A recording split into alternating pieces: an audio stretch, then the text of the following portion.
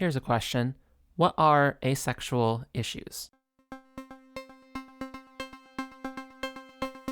Political movements throughout time have been about shifting societal norms, resisting oppressive structures, and defiantly claiming that human life has inherent value, not the value that can be extracted by them to serve economic systems.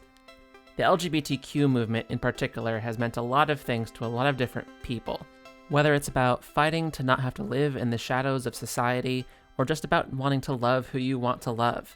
Generations of queer and trans people have fought to be liberated from such systems. But until very recently, one kind of sexual orientation, or rather a subgroup of many different identities, have been left out of the conversation about queer liberation. One of the least widely known about orientations, asexuality, where lesbian, gay, bisexual, and other identities refer to genders someone could theoretically be attracted to. Asexuality, broadly speaking, means that you experience little to no sexual attraction. Similarly, aromantic people experience little to no romantic attraction. Much has been discoursed about the subject of whether asexuals belong in the queer community, and as someone in the asexual community, I am deeply invested in this subject. To some, it's obvious. Asexuality is a non-normative sexual identity in a world where experiencing sexual attraction is the norm, so many have tacked on the A for asexual and aromantic and even agender to the growing alphabet mafia of LGBTQIA+. But to others, this idea can seem frivolous and even harmful. Having little to no attraction to something doesn't make you a part of the same struggle for equality as LGBT people, right? Being ace just means you don't like a thing. It doesn't subject you to the same systemic violence as lesbians or trans people, right? And of course, there are some people within the LGBTQ community that think asexuality is all just made up, that we just haven't found the right person, or it's just a phase, or maybe there's just something medically wrong with us. More on that later. The ace community is highly sensitive to this subject. Asexuals in hetero relationships, for example, don't want to take attention or resources from other queer communities, so they may feel conflicted about identifying as queer. Internally within our communities, much of the discourse, i.e. people arguing on the internet, revolves around questions of who gets to count as being in the queer community. Today, I want to lend a voice to this conversation and try to address that tension. And I also want to address what I feel is a gap in the conversation, which is that asexual people actually do face many issues, both interpersonal and systemic. In all the online discussion and listicles by ace people about how ace people can be supported, they usually only focus on clearing up surface-level misconceptions about the community, like how we don't actually reproduce by budding or something. What I don't see very often are the very real issues faced by those under the asexual umbrella. In the same way that we have women's issues or trans issues, what are asexual issues? What is this community fighting for, aside from general acceptance? My hope is that by answering this question, we can draw connections and parallels between the asexual movement and the greater queer movement to show that actually, asexuality is pretty queer. To help me outline some of the things that ace people go through, I invited my friend Sarah Cosgriff to come on the show. So to the degree in which you're comfortable, tell me what brought you all the way on this queer podcast. Wow. I just love the question, who are you? I'm like, who am I? That's such a big question. You're having a crisis right now. Who am I? Sarah is a science communicator and one of the hosts of Queer Cuz, a family-oriented queer Filipino podcast. So I was one of those people who figured out they're queer during the pandemic. Yeah, one of many, many people that come under that umbrella. We had an amazing conversation about what asexuals go through and even how her identity as an ace person intersected with her identity as a mixed Filipina woman. So, without further ado, my name is Anna Marie, PhD. Welcome to Rule 63.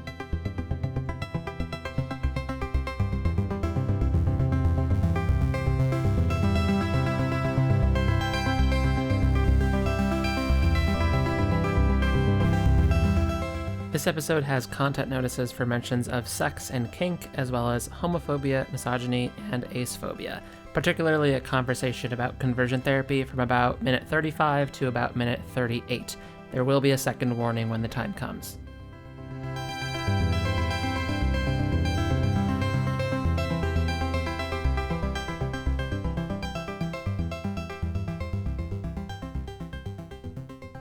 Before we dive deep into these subjects of queerness and society, there are some definitions and misconceptions around asexuality that I feel is my duty to clear up. Asexuality can mean a lot of different things to a lot of different people. For example, to many people, asexuality means the quality of reproducing without the fusion of gametes, such as by budding or sporogenesis. This is not the definition we are going to use today, and I promise not to make this joke for the rest of the episode. Among humans, asexuality can be understood as experiencing little to no sexual feelings or desires. This differs from celibacy or the choice to not actively pursue sexual relationships because asexuality is thought to be something inherent to a person. Obviously, gender and sexuality are fluid, and there are limits to born this way politics, which we may talk about in another episode, but it is at least practical for this conversation to understand that being asexual is not a choice. There's also something called the split attraction model, which, put mathematically, defines sexual and romantic attraction as two separate axes that someone can be placed on.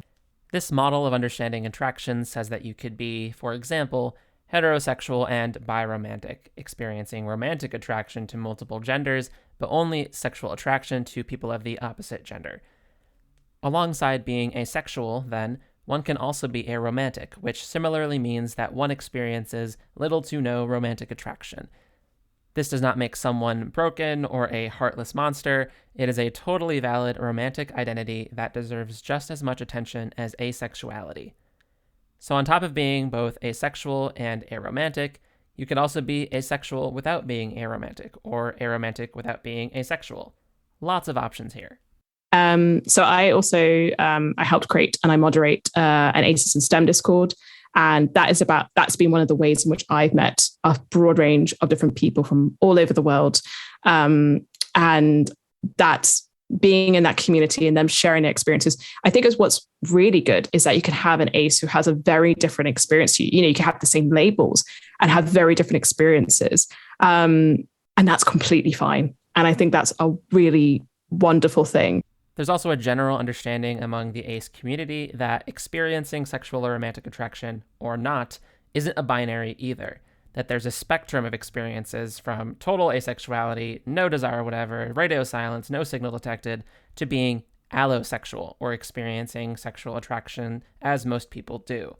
Ditto for romantic attraction, aromantic versus alloromantic. Along with a split attraction model, this addition of a third axis from asexual to allosexual can get really crazy when you consider all the various micro-identities in the ace community. Gray asexuality or gray sexuality, for example, is when you may experience a little bit of sexual attraction, but not to the degree that allosexuals do. Demisexuality, which is what I, your gorgeous host, identifies as, is when you essentially only experience sexual attraction when you have a strong emotional bond with someone, usually a strong romantic connection, but not necessarily. The umbrella terms aspec or arospec are used to denote those who are on this spectrum between allosexual and asexual, or alloromantic and aromantic, respectively. We can get really deep into the various subcommunities and microidentities within the ace/aro labels, but for the sake of staying concise, I will mostly be referring to the broader ace and aro communities in this episode. This is actually something that many ace people do for the sake of accessibility. If they're having internal discussions with other aces, they may use a number of these sublabels, but when public-facing, they'll just say ace or aro as an umbrella term, much like how many people across LGBTQ communities simply use queer as an umbrella term when talking to non-queer people. I did a talk last month for a science research park. And I did talk about the different identities, talk about demisexuality, gray sexuality, but also point out there are other identities. And it's not like I'm expecting people outside the community to know all these different labels, but it's more that it is there, and it's just to recognize it is there. I also understand why people would use the word queer, because I feel like there's, as much as I could say I'm ace, then there's the whole thing about what is my romantic orientation, how I feel about different things. And then I kind of realized, because there's so much you have to explain to a person. No wonder people use the word queer because otherwise you have to just constantly break things down. I'm like, sometimes I just can't be bothered to do that. Given the diversity among the ace and aro communities, you may not be surprised to hear that some people who identify as aromantic or asexual actually do enter relationships or even, get ready to have your mind blown here, have sex. Firstly, many asexuals pursue romantic relationships because, as it turns out, there is way more to relationships than having sex. Even aromantic people enter relationships, and not because they're monsters who only care about sex, which is a very negative stereotype. Arospects may also enter queer platonic relationships. As human beings, we all need love, validation, and emotional fulfillment, and this is no different for asexuals or aromantic people. There's this really helpful term dubbed sex repulsed for those who want absolutely nothing to do with sex. They don't want to have it, they don't even want to hear about it. This may be what you imagine in your head when you think of someone as asexual. But not all asexuals are totally sex repulsed. They may just not feel strongly about it one way or the other. So, some asexuals may engage in activities stereotypically associated with sex. And so one of the things I appreciate about the community is there's so many different ways to be ace. I've met polyamorous aces. I've met kinky aces. I've met aces of different romantic orientations. Newsflash for the uninitiated, kink isn't always sexual. In fact, there's a thriving BDSM scene among aces. Furthermore, aces do date people. There are aces who are polyamorous, there are aromantic people who still experience sexual attraction, and even among vanilla monogamous couples, there are aces who date non-aces. Sarah just so happens to be married to someone who is allosexual. It's really interesting how I do tell people that I'm with someone who's not ace, and they go, "Oh, so you can get ace and allo relationships?" And I said, "Yeah, you can." Yeah. And I just don't think that's necessarily shown and seen enough, because I not only surprise allos, I surprise some aces. Every couple's sexual and romantic life is obviously their own business. But in case you're asking, why would an asexual person want to have sex, or why would an allosexual person ever date an asexual person? There are a few answers. Some ace people report participating in sex because it makes their partner happy, and they want their partner to be happy. Sex, after all, is just one part of a relationship, and if you've ever been in a relationship, there are probably lots of things that you do with your partner that you don't really hate, but you also don't care for either, so you just go along with it to make your partner happy. Sex just happens to be a highly sensitive version of that, and provided that all parties consent to what's happening, there theoretically should be no problems. In fact, most asexual communities, probably as a result of being hyper-aware of their desires and boundaries around sex, are actually some of the most consent-forward, communication-focused, and sex-positive places I've ever visited, which you may not have expected from a community brought together by the desire to not have sex, but you know what? Mankind was set adrift in an absurd world. It's probably not the craziest thing you've ever heard. In her book Ace, What Asexuality Reveals About Desire, Society, and the Meaning of Sex, Angela Chen describes the idea of sexual consent among aces with a level of nuance that is truly amazing. If you read one book after this episode, make it that one. Nonetheless, this topic of sex and relationships leads us into the first big example of the types of interpersonal issues faced by ace people. The fear that being ace will somehow ruin your love life. Sarah was really open and vulnerable with me about her own journey in discovering her asexuality during marriage. Yeah, it didn't help that I saw stories like that around the time of, I remember seeing a video. I remember seeing a video where somebody talked about how everything was perfect in the marriage except this one thing. And they had to divorce. And I was just like, oh God, what's going to happen to me? And, that is I think that we're going to be fine, but there is still a fear right at the back of my mind that sometimes emerges. In the same way that couples throughout time have split as a result of one party finding out that they're gay, there are horror stories of families being broken apart as a result of one member coming out as ace or aro. There's a very real stigma associated with being asexual or aromantic, or rather, there's a stigma in not participating in sexual or romantic relationships in normative ways. This stigma makes living in the world without the language to describe who you are really challenging. There's another side to this. So I was really happy to find out that I was asexual and things made sense. But those kind of years where I felt like something's wrong with you, but I don't know what it is. Like something's up and maybe I can go and talk to someone and see what I could do about it. The fear of not living up to society's standards or even just not being able to feel like a good partner can be really scary, and it can make you feel broken. You realize, oh, I can't fix that. and you've just got to accept it for what it is. And there's on the very few rare occasions, most of the time I'm very happy and content, but there's few rare occasions when I wish I wasn't asexual. There are those few times. And it tends to be from the sort of thing of, I should be like this to be a good partner. It kind of comes from those things. And also, as I say, that acceptance of this is not something you can change really. But what you can do is, maybe change the way you think about yourself. I guess that's it. But yeah, it's just something that I still had to sort of accept. It is worthwhile to note how being ace or aro affects people of different genders differently. Women, for example, have to deal with so many societal expectations, from getting married to having kids, all of which can be extra frustrating if you're a woman who isn't seeking sex in relationships, or if you're seeking one but not the other. Because I'm just thinking about compulsory heterosexuality and like how this plays. I think it's really good to kind of talk about the whole, having to sort of, for example, for me, having relationships with men and expecting to be sexually attracted to them. In the queer community, we use the term comp-het, or compulsory heterosexuality, to describe how many people behave as heterosexuals for most of their lives because heterosexuality is just society's norm. Which is really nice because I can find common ground with other sexualities as well, because this is something you kind of see as a common theme, even if it does manifest itself potentially in different ways.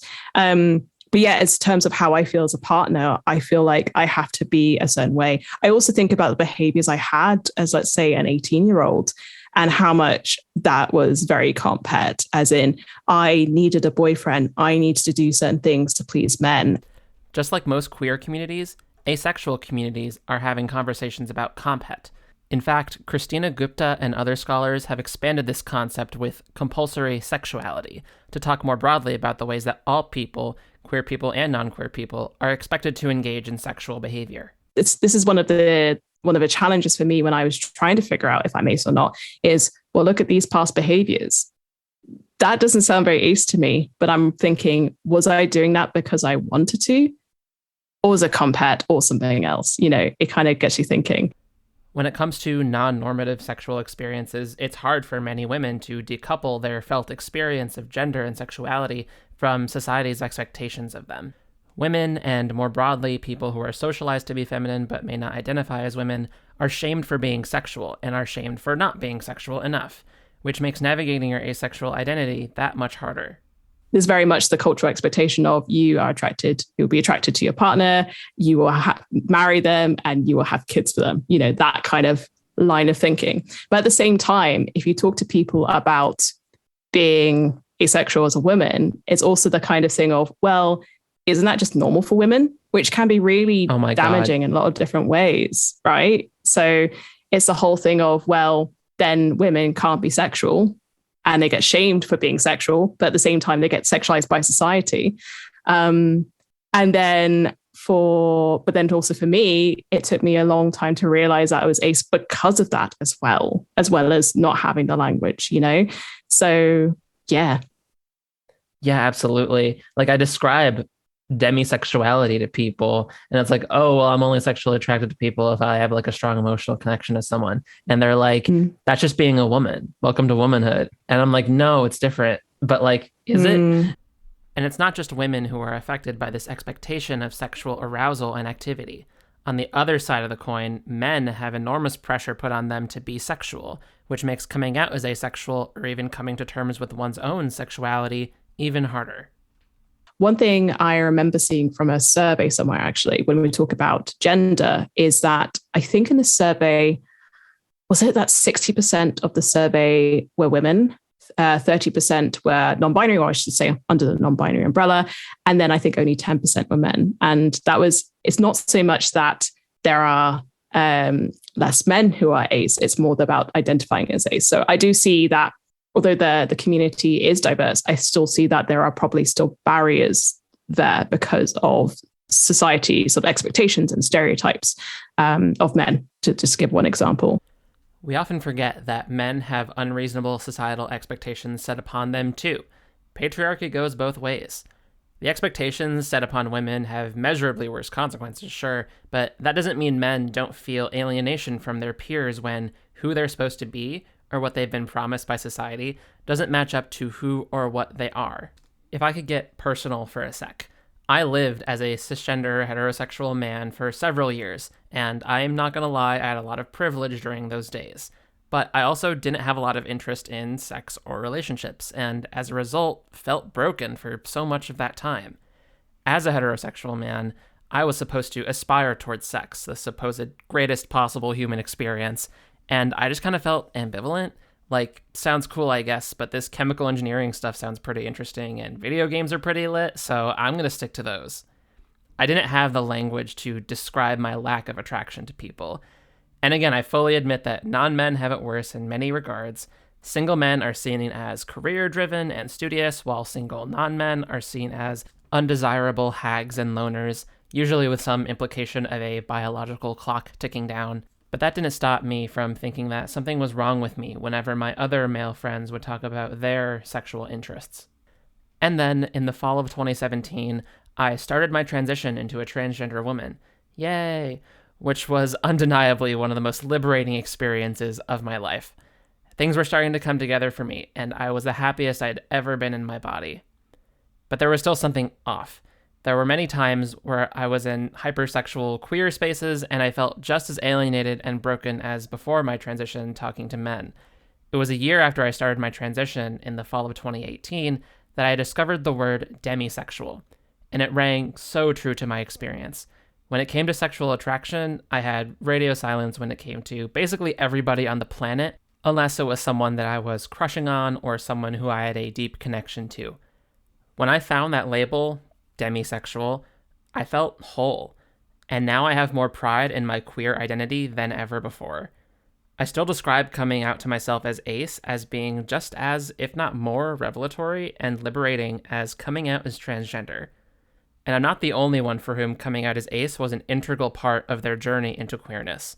For most of this episode, we've been ignoring one huge piece of the "are aces queer" question, which is that a lot of ace people have other queer identities on top of being ace. I have heard stories from people who discovered that they were ace as well as trans or non-binary around the same time. The journey of uncovering your own sexuality is something that asexual people are intimately familiar with. And it should surprise nobody that transgender and non-binary people who are used to a certain level of self-interrogation would be more likely to think of themselves as asexual or aromantic as well.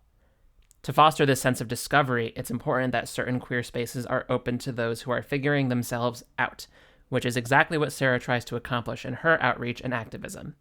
One thing I was also going to add to this is that the Q, I feel, is also for questioning. And I think that we could do a lot more for questioning people. So something I think of with the ACEs and STEM Discord server I moderate is that I in my head, and when I invite people to it, is I say questioning people are welcome here, because you, in terms of like why I identify as ace and why I publicly identify as ace, is to find other people, and it's one of my reasons. And so I think questioning people need to have that space to ask questions and find people like them. Otherwise, you can end up just doing it in silos. The number of people I've actually invited to the server through Twitter, actually, that might say, I only have like one ace friend in person and they don't know many ace people. And that coming onto the server, it just means that they see so many people, and it means you can get so much guidance and support if you want it, that is. And so, yeah, so I think that's the thing. I think we need to just make sure that we make our spaces inclusive for questioning people. You know, it's not one of those things of I need an ID at the door to get in. It's kind of, you're welcome here if you want to be here. You know what I mean? Along with the unique intersection of asexuality and gender, there's also the intersection of asexuality and race. Race isn't talked about enough within queer circles in general, which is why it's so important that we look to aces of color within the US, as well as international movements built around asexuality. Like from my experience of the community, it is welcoming, but it's not necessarily inclusive of everyone. Sure. And I think that a lot more could be done. And I would say, just from my perspective, so much more can be done for people of color and for ethnic minorities. For just one example of how asexuality can affect people of different cultural backgrounds differently, Sarah shared her experience in learning about Filipino culture. Filipino culture, and then, I'm generalizing here, every family is going to be different. And also those in the diaspora will be different as well. But it can be quite family orientated. And you can have, so for example, there's an expectation to have children, and get married and have children. Being asked a week before my wedding, when are you going to have children? Not if you're going to have children, right? Another major barrier to asexual acceptance globally is the language barrier. Since most asexuality resources are developed in English, and since many of the ways we talk about gender and sexuality are from a white, Western perspective of queerness, ideas about queer acceptance don't easily map onto other cultures. And also in terms of how we define asexuality can often have a very white Western lens to it as well. And one of the things I have been really happy to see is things like activism outside of, let's say, so from where I live, the UK, but seeing activism, for example, in African countries and Asian countries, that's so encouraging to see. And we need to make sure, I think what they need to do, they need to do activism for their own, which is really important, and tailored to their own. But I think it's really important for their perspectives to feed into how we describe asexuality as well. Because even if we have a really broad definition of what it means to be ace, it isn't going to be broad if we consider the intersections of identity. It's not going to be an inclusive definition. And then if you go to other Asian countries that don't have English as one of their national languages, access to knowledge is a barrier there because a lot of the ACE resources are in English. So, and that's something that was discussed during the International Asexuality Conference. There was a panel I hosted with East and Southeast Asian ACEs. And that was one of the things that was discussed, is the access to that knowledge. And that also is not just to people who are ACE, but also to the public in general as well. As a fun side note, in my research for this episode, I came across a tweet from a Chinese asexual activist describing a Chinese source that defined asexuality as those who are immune to the sexual attractiveness of others. And I just love this idea that asexuality is a superpower. Like even with misconceptions with my family, when it comes to things like sexuality and gender, how those two things can be sort of seen as the same thing. So on one episode of our podcast, my cousin D, who's non-binary, when he explained he retells a story about explaining to a family member that he's non-binary, and the response he got was, "Do you mean lesbian?" ? And it's like, no, that's not no. And he wondered where that came from. I feel as though the ACE community and the queer community in general can learn so much from the ACE and Arrow movements springing up around the world. As we fight for broader social acceptance, international solidarity is critical. One of the greatest asexual activists of our generation has been Yasmin Benoit, a Black woman from the UK. With her "This is what asexual looks like" hashtag and modeling career, she uses her platform to break stereotypes about what asexual people can look like and do. Unfortunately, while saying "listen to aces of color" should be an uncontroversial statement, something has happened over the course of making this episode that, the more it unfolded, the more I knew I couldn't ignore it. Aces and Arrows of Color have been talking about racism in the community for years now, particularly anti-Black racism, and how many of the most prominent voices in the community are white. Yasmin has spoken at length about what she faces as a dark-skinned Black asexual. Compared to her white peers, she is more likely to be invalidated for her identity due to the over-sexualization of Black women and girls, and more likely to be seen as aggressive or taking up space and resources from other people. By and large, white ace people rarely address such issues. For example, there's a podcast called Sounds Fake But Okay, which is led by two ace white women. They recently released a statement saying that they have been asked by Yasmin to take down an episode which included her as a guest. In this statement, they did not take accountability for their racism towards Yasmin, shifted the blame, and gaslighted her. While the full context of this recent event is beyond the scope of this episode, it's important to mention this because this recent event is just one example of how Black aces are treated in the ace community. It is 2022. We need to accept that race and sexuality are inseparable in our discourse, and that trying to stay race neutral only results in centering whiteness. Most of all, we need white people of all genders and sexualities to sit with the discomfort of their whiteness and not to expect black aces to do the work of fixing racism within the community. All in all, asexual and aromantic people are fighting for a world where not wanting sex or relationships doesn't mean you're broken. We're fighting for a world where we can be understood and not judged for the fullness of who we are. This is no different than what feminists and queer people have been fighting for generations. The more I learn about the needs of ace people of all genders and racial backgrounds, the more I realize that the kinds of societal shifts that would help ace people would help all people.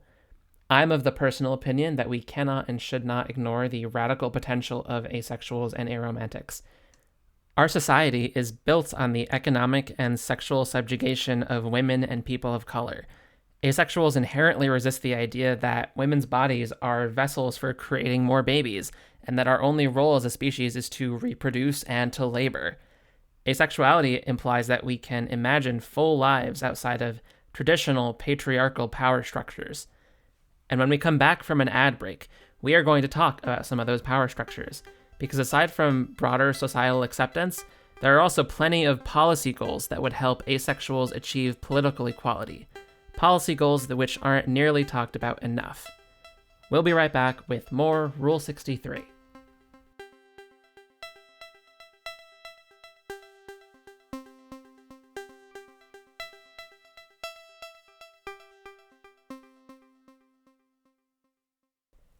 Rule 63 is brought to you in part by listeners like you.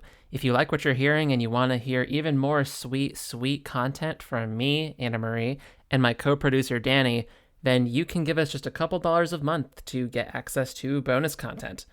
Included in that content is the full uncut interview with every guest we've ever had on the show, including the interview with Sarah Cosgriff in this very episode. There is a lot that doesn't make it into the final cut for each episode, and this one is no exception. Danny and I also do bonus commentary for every new episode that drops, and monthly live streams where you get to discuss your thoughts on the month's topic with us. If that sounds fun to you, or if you just want to support the show out of the goodness of your own heart, head on over to patreon.com/rule63. The link will be in the show notes. Back to the show. So as I mentioned at the top of the episode, queerness means a lot of things to a lot of people. To the more activist-minded among us, queerness is very much about political liberation from oppressive systems. And while my hope is that no queer person defines their identity solely by how much they're oppressed, turfs, if we really want to answer the question of do asexuals belong in the queer community, another way of asking that is, do asexuals belong in the queer movement? In other words, do the political goals of asexuals align with the political goals of LGBT people? To which I believe the answer is probably yeah. Let's go over some examples. One major thing worth pointing out about how asexuals are treated in society is medical asephobia, the idea that having low libido is a problem that needs to be fixed. Now, there are some legitimate reasons why an adult may want to increase their sexual libido. By all means, talk to your doctor if you're concerned about this issue. But being diagnosed with a disorder when you're just asexual can be incredibly harmful. Harmful not only psychologically if you're asexual and don't have the language or resources to even realize that this is a totally valid sexuality, but also medically, in that taking unneeded medication for a non-existent problem could result in unwanted side effects. Or, perhaps even worse, not being given medications, especially things like antidepressants, because the doctor assumes that you won't want the side effect of a lower libido without even asking you if that's a problem for you. Doctors who misunderstand asexuality or who don't have the language to discuss the pros and cons of certain medications about libido can prevent life-saving treatment from being administered. And in many cases, SSRIs, which are known to reduce your sexual libido, can definitely be life-saving. These are systemic consequences that spring forth when medical professionals are uneducated about the complexities of sex and sexuality. Consequences that, I hope, all queer people can relate to. Put a finger down if you've ever been to a gynecologist who's asked you about your sexual history with men, despite that not being something that you do. This is why awareness of asexuality needs to be widespread, not just within queer circles so that everyone feels heckin' valid, but within medical institutions so that people aren't being misdiagnosed or mistreated. Luckily, the DSM-5, the 2013 update to the big book of mental disorders we all know and love, was the first edition of the handbook that did not list asexuality as a medical disorder.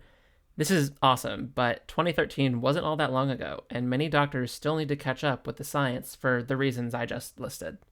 And all this being said, there are disabled people who connect their disability status to their asexuality. For example, while it's a negative stereotype that asexual people are only asexual because of their past trauma, there are some people with PTSD who do feel as though their asexual identities are connected to their trauma, and these experiences are valid. At this intersection of sexuality and medicine, disabled ace and aro people need to be understood with the nuance that they deserve. This pathologizing of asexuality isn't just a problem in the doctor's office, though. It remains a factor in one of the darkest corners of the queer experience. By the way, we're going to be talking about conversion therapy until time code 3756. So if you don't want to hear that, you can skip to there. And one of the problems I've seen here, so we are having conversations about conversion therapy at the moment because they're looking to ban it. So they're going to ban it for those who are under 16 or under 18. I've forgotten which age. But for those who are over that age, they're banning non-consensual conversion therapy. So it's the fact that they're not banning it altogether. But I also know that there has been a call from the government to have feed-in. So I've seen Stonewall talk about that. But the problem is that ACEs don't always get included in even conversations about conversion therapy. Since many people wrongly believe that being asexual makes you broken, many ace people are forced or coerced into going through some sort of conversion therapy to, quote, make them normal, which is heartbreaking. There was a survey from 2018, which was conducted by the government. It was a national LGBT survey. It had lots of content in it. And one of the things that was mentioned there is that if you book a conversion therapy, the people who are most likely to be offered conversion therapy were aces. And they were also one of the highest to have it. And also there are many who were like, actually, I don't know if I've had conversion therapy, because I think we've talked about what conversion therapy looks like, for example, if you're someone who's gay or trans, but I don't necessarily think that people maybe know what it looks like for asexuality. I'm not sure. Sarah is right. Out of all sexual orientations, asexual people were the most likely to have gone through conversion therapy. Sources for this and everything else in the show notes. Situations like these are all the more reason to implement nationwide bans on conversion therapy practices for all sexual orientations and all gender identities. The United States currently has no federal law banning conversion therapy, and the United Kingdom is currently deliberating on a law to ban conversion therapy, but with major loopholes allowing for religious exemptions and for people over the age of 18 to be able to consent to giving conversion therapy. But obviously, there's no such thing as safe or moral conversion therapy. People should be allowed to be gay or bi or trans or asexual without facing discrimination in their communities. Another tangible political goal that can be fought for is robust sex education that accounts for LGBTQ identities, including asexuality. If you were queer in high school, you probably didn't see yourself in sex ed class. Asexual and aromantic people go through the same feelings of isolation. But yeah, one of the problems you also have in the Philippines is there's the lack of sex education. And I see asexuality as that should be part of sex education. But yeah, one of the issues they have is the absolute lack of it. Queer and trans people need better legal protections in general, and asexuals should be a part of those necessary protections, whether it's medical discrimination, banning conversion therapy, employment discrimination, and everything else queer and trans people have been fighting for. According to some recent studies done in the UK, asexual people are more likely than gay or lesbian people to be harassed in the workplace, be stalked or assaulted on a college campus, experience youth homelessness, or be diagnosed with depression. These are some of the things Sarah discusses with other Filipino aces about the Philippines. By speaking to some of them about how safe it is to be queer in the Philippines, so you do have the SOGI bill that's been tried to be pushed through for about 20 plus years. You don't have so it's not illegal to be gay, just to give an example, but there isn't a national law that protects you. for things, thinking about employment, you could be fired for being gay, for example. In different, I think, cities, there is legislation there that can protect LGBT people. But as I say, this is not a nationwide thing. It depends on where you live. So, for example, if you're in Manila, it might be more acceptable to be gay than, let's say, somewhere else. And now for my regular rant about settler colonialism and homonationalism. Before we cast judgment on foreign nations for having homophobic policies, it's worth considering how many of these policies are rooted in colonialism. For example, there are historical accounts of great diversity in queerness and gender in the Philippines right up until Spanish colonizers came and implemented these policies. Sources in the show notes. This is a phenomenon we see around the world, from American indigenous peoples to ancient African societies, and is even more evidence that no conversation about queerness and sexuality is complete without a discussion of systemic racism and white settler colonialism. Sarah's podcast, Queer Cuz, has a great episode with Amber Gonzalez-Quiban, a trans Filipina activist who discusses the situation in the Philippines in great detail. You should definitely go check that out. Finally, let's talk about marriage and the other economic systems around being single. And maybe this one is a bit of a long shot, but stick with me here.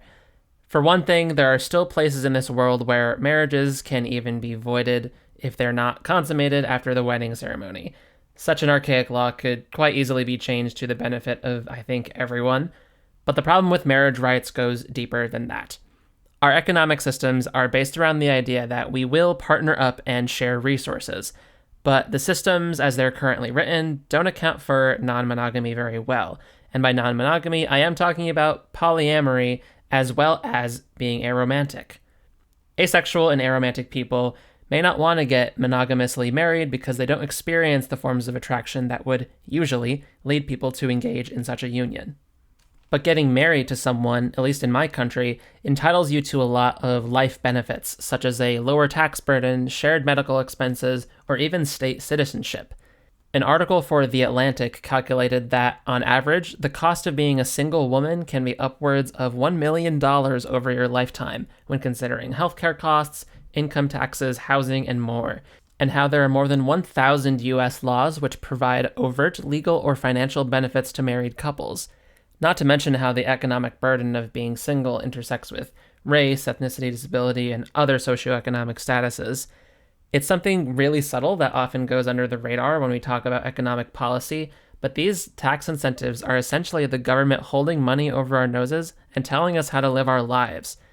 Private institutions uphold these norms too. Making long-term investments such as buying a house is much harder to do solo, since banks and housing agencies are more likely to give a house to a family or a married couple. Being married is medically associated with longer life expectancy and reduced risk of strokes, heart attacks, and advanced cancer diagnoses. And this is to say nothing of how elder care is so often neglected in my country, often left up to individual families or poorly funded nursing homes. And I thought being single was rough at age 26. Laugh track. There is even a growing movement called unmarried equality that advocates for closing the massive economic gap between single people and married people. If you're listening to this podcast in the current year, you are probably old enough to remember gay marriage becoming law of the land in England in 2014 and the United States in 2015. And I want to be as clear as crystal in saying that I do not think legalizing gay marriage was a mistake. I, for one, would love to get gay married someday. But a growing criticism of this supposed political win is that maybe marriage shouldn't be an economically motivated move in the first place. One of the most cited criticisms about this system involves people with disabilities and how, because getting married is seen as a pulling together of resources, this act of getting married legally disqualifies you from continuing to receive your disability benefits. This design in the system has led many LGBTQ activists to say that gay marriage is effectively still illegal if you're gay and disabled. Again, this is a similar issue faced by polyamorous people. Polygamy is still actively illegal in many places, which causes issues with benefits from employers, custody issues, having multiple kids from multiple partners, and so much more. So maybe, instead of trying to fold homosexuality, aromantic identities, and polyamory into the outdated legal system of traditional marriage, we could say, down with that system. institute Medicare for all, abolish landlords and borders, and create a society where your ability to work doesn't dictate whether or not you get to continue to live? You know, postmodern leftist transgender Marxism, the radical belief that everyone deserves healthcare, housing, and the full benefits of citizenship in their home country. Well, what do you know? It turns out that the gays did want to destroy traditional marriage all along, except for the part where we can totally keep the tradition part where, if you really want to, you get to be with the love of your life forever, while also scrapping the parts that allow systems of oppression to propagate ad infinitum. But hey, that's just my opinion. Talking about systemic issues like this can help bring the more discoursey topics of the queer community into focus. For example, do ace people belong in the queer community? At the surface, the answer may not be clear. One can imagine, for example, an asexual heteroromantic man and a poly-allosexual lesbian. These two seemingly may not have any need to occupy the same space in the same gay bar, but when you start thinking about organizing or about the political goals faced by these two groups, they may have more to talk about than you think. Both may have faced medical injustice. Both may be skeptical of the wedding industrial complex or tax laws around marriage. And both may hate how society expects them to perform their sexualities in the public eye. At the end of the day, it's every ace or aro person's individual choice to identify with the queer label as they see fit. But it is a really interesting question, and it's worth considering why we even bother to ask it. So the question that I do see asked a lot is like, are aces queer? And I think a way I wanted to kind of start thinking about this is, why is this question asked in the first place? And I guess one of the reasons is that asexuality, although it's getting better and better known, is a lesser understood and known sexual orientation in comparison to other sexualities. But also, how do you define what is queer? And some people might see it as, well, do they belong under the LGBTQ plus umbrella, the LGBTQ plus community? And for some aces, they don't necessarily feel part of it because they feel excluded. And it's understandable that they may not want to feel like they're part of the community or call themselves queer. And there can be gatekeeping within this, right? Then you have, as I say, the identity in itself. To be queer, is it about going against heteronorms? Then there's also the reclamation of the word in historical context. And then there's a whole thing about where being queer is seen as oppression. You know, it's equating to experiencing oppression, which it isn't. It just is something that can happen to you if you are queer because of how society is. And I think because of all of these things, I think because of people basing on their experiences of what it means to be queer, I think this is why aces can get the question of, are aces queer, can be asked quite a lot, and why some people may not accept aces as queer. I'm really grateful for Sarah giving me her perspective and letting me in on her journey of discovering her queerness and how her personal identities of being ace and being a woman and being Filipina have developed alongside each other. So often when we talk about intersecting identities, so for example, I've talked about my experiences as, let's say, a mixed woman and how I can be called exotic, not in quite the same way as, let's say, the experience of a white woman, for example. But something I've just thinking about these different identities, there's a commonality I've found with all three of them. And I've only really realized this recently.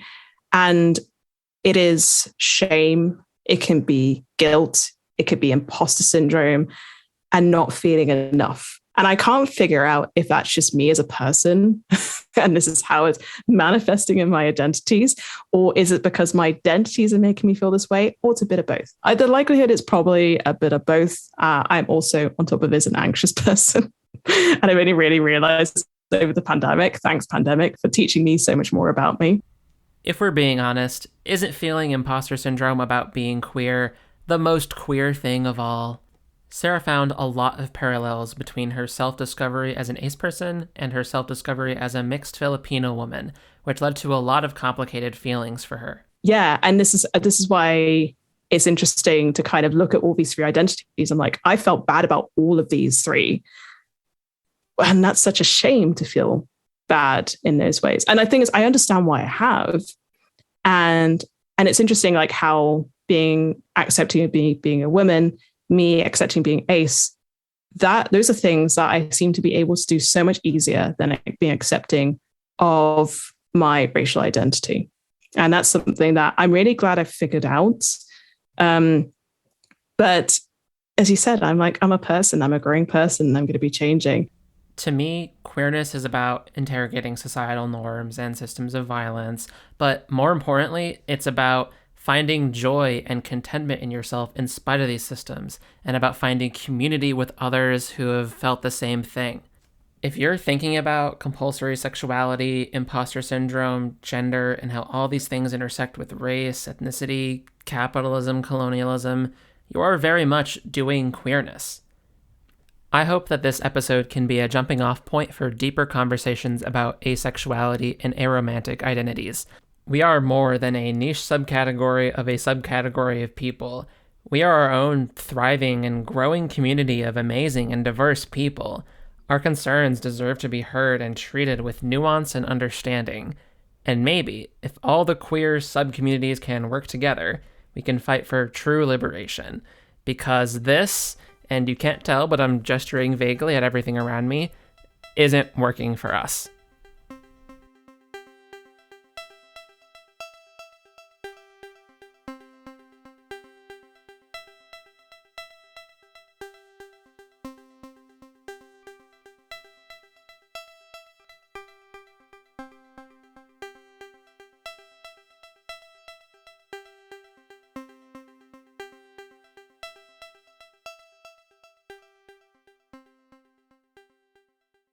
Hi, thanks so much for listening to this episode of Rule 63. If you liked what you heard, you can subscribe to us on either Spotify, YouTube, or Apple Podcast. It also helps us with the almighty algorithm if you leave us a review and share this episode with a few people you think might like it. If you really liked what you heard, you can consider becoming a Patreon supporter at patreon.com/rule63. That's patreon.com/rule63, where you can get access to bonus content. For each episode we do, Danny and I do a bonus episode where we talk about that month's topic in more detail, and you'll get access to monthly Q&A live streams where you get to engage with us. Also up on Patreon right now is the full uncut interview with Sarah Cosgriff. We had such amazing conversations about race, gender, sexuality, identity, and science. It was a great time. Here's a preview.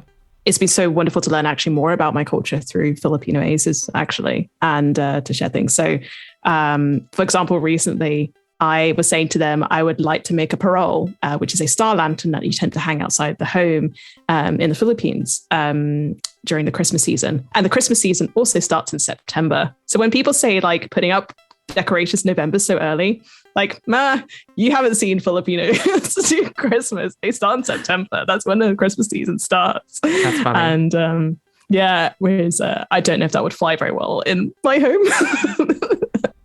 Don't forget to connect with Sarah on Twitter at Sarah_Cosgriff and on TikTok at ace.psycom.